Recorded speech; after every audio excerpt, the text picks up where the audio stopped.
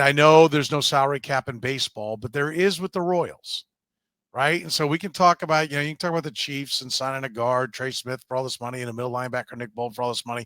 And people kind of get that because, like, well, we can only spend so much, and we're putting it into positions that are not considered the top end positions.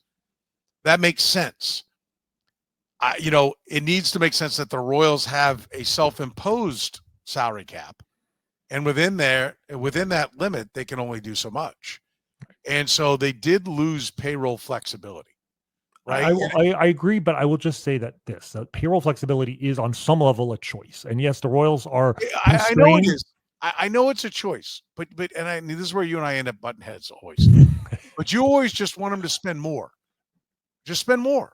No, I'm not. Look, I'm not saying no cap. I'm just saying if flexibility means you spend more, if it makes sense. Don't spend money to just spend money. If the deal isn't out there, fine. And again, even going back to like last offseason, in retrospect, as bad as the outfield was, with so many of the choices they could have made would have been bad choices. I don't necessarily blame them for that so much as just the options they already had in house were so bad. But if the right option comes along and you're only thinking, well, geez, it's $5 million more than we want to spend. I'm just saying that's what I mean by flexibility. If the right if it's the difference between making the playoffs and not, you'll make that money back in the long run.